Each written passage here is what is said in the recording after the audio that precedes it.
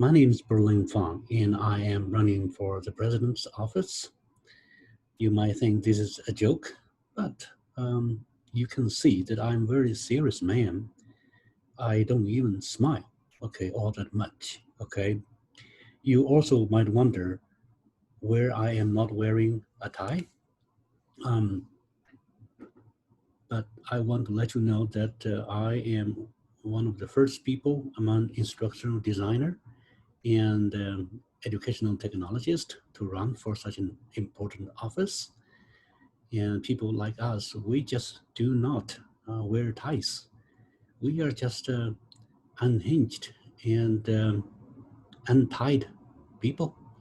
That's what we are.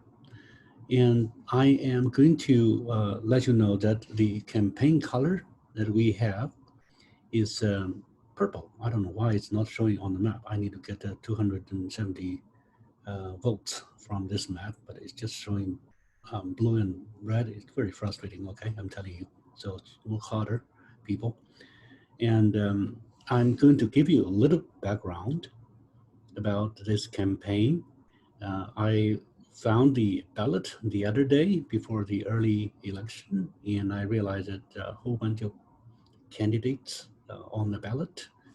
In addition, for the president's office, um, the candidates include not only President Trump and Vice President Pence, as well as uh, Biden and Harris. There are also two um, candidates from other parties, and I just realized that there is another field for write-in, which is very intriguing to me because this looks like others. Please specify in lots of the surveys that I fill out. So I could even put in my own name there. So if I want to. And as I leave United uh, on the first day of the votes, I realized that there are a whole bunch of um, campaign signs in the grass, okay, near United. Some of those are just appeared um, just before the election, just like the mushrooms after a rain, okay? They just pop up all over the place. And some of them are just doing last minute work. I've never seen them campaigning before. If they can do a last minute campaign like this, why don't I do even more last minute thing like them? So I decided to throw my hat in start to run for the office. I realized that if you want, you can actually write my name in um, as a writing candidate. So that's perfectly legit. And I also found a vice president candidate, Dr. Flanders, who volunteered for this position. One thing I know about Dr. Flanders is that he will not just hold the Bible in front of a church as a photo op. He actually knows the Bible. He recites the Bible.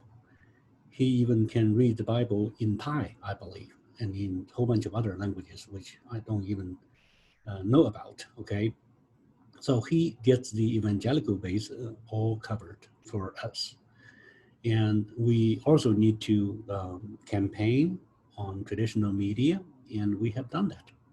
And CBS has announced our candidacy, uh, and we also thought about using social media to campaign a little bit.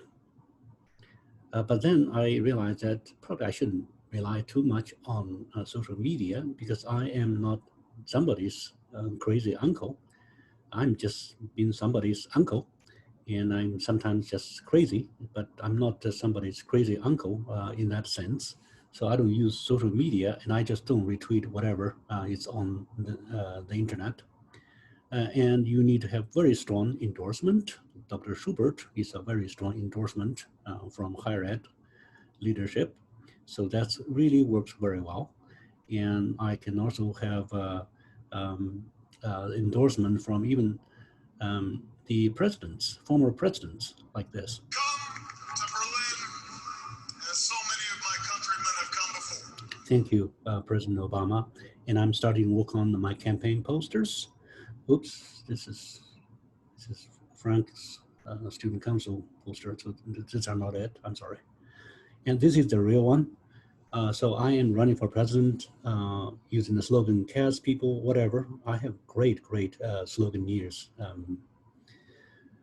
such as Dr. Peter Williams, David Moses, etc. And they are great at slogans, and they are the best sloganeers that history has ever seen. Okay.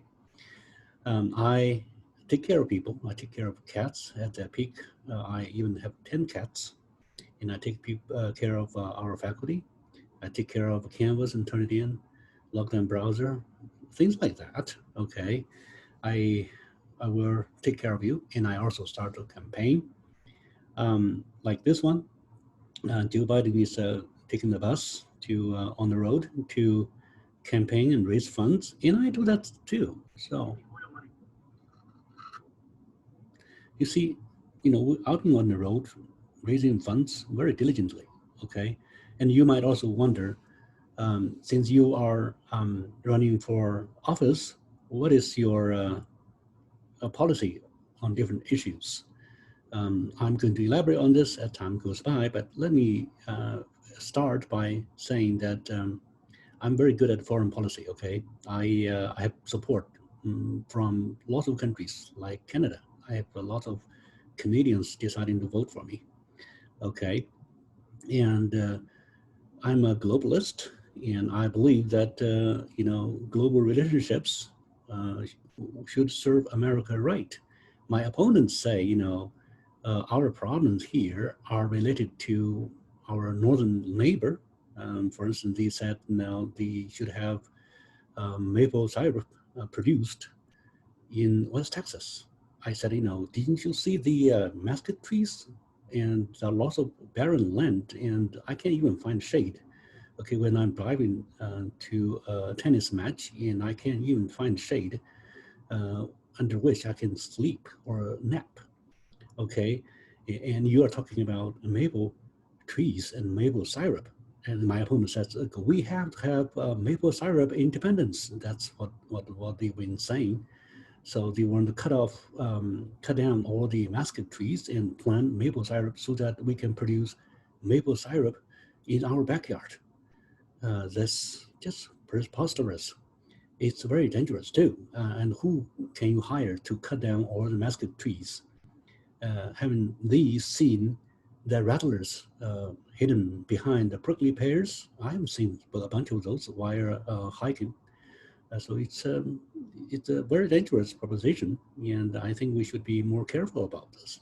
And if you vote for me, okay, I just want to keep the products where it is best positioned to be produced, and I will work to guarantee that the taxpayers here get what is the best price for them.